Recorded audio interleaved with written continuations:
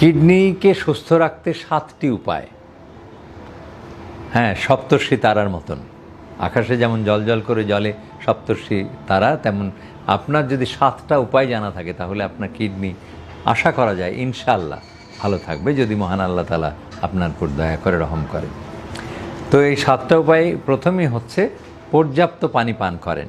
পর্যাপ্ত বলতে কিন্তু একদম যে 4 লিটার 5 লিটার 6 লিটার এইরকম নয়, মাপযোগ করে নয়। আপনার যে পরিমাণ খেলে আপনার কিডনি ভালো থাকবে, শরীর ভালো থাকবে, সেই পরিমাণ। এই পরিমাণটা নির্ধারণ করবেন কিভাবে? একটাই উপায়, সেটা হলো পিপাসা। আপনার পিপাসে লেগেছে, চেপে না থেকে পানি পান করুন।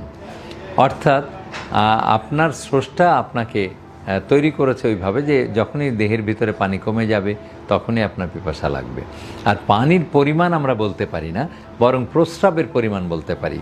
কমপক্ষে 1.5 লিটার প্রস্রাব প্রত্যেক দিন। তো 1.5 লিটার প্রস্রাব করতে গিয়ে একজন সুস্থ মানুষের কতখানি পানি খেতে হবে? আমার মতো মানুষ যারা ঘরের মধ্যে এসির মধ্যে সারাক্ষণ থাকে, তারা 1.5 থেকে 2 লিটার পানি খেলেই 1.5 লিটার প্রস্রাব হবে।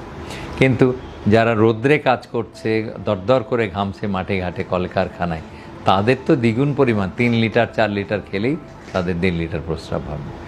আর যাদের কিডনিতে অসুখ হয়েছে, মানে পাথরের মতন রোগ হয়েছে, কিডনি পাথরই হয়েছে, তাদেরকে আমরা বলি কমপক্ষে 2 লিটার প্রস্রাব তৈরি করতে হয়। তো 2 লিটার প্রস্রাব হয় এই পরিমাণ পানি। তাহলে পানির পরিমাণ কিন্তু আমরা বলছি না, কিন্তু অনেক ডাক্তার আপনাকে বলে দেবে 4 লিটার পানি খান।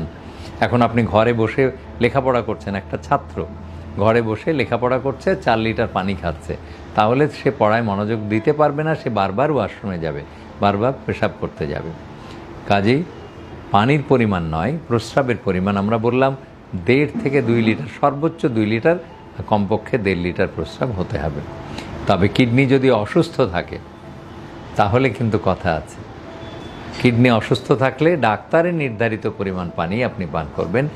1 লিটার, কখনো কখনো 1 লিটারেরও কম, কখনো কখনো 1 লিটারের একটু বেশি, মানে 1 লিটার থেকে 1.5 লিটার, তার বেশি পানি নয় যাদের কিডনি অসুস্থ হয়ে গেছে। এই হলো পর্যাপ্ত পানি। এরপরে হচ্ছে পানির বদলে পানি, পানির বদলে চা, কফি, কোল্ড ড্রিঙ্কস নয়।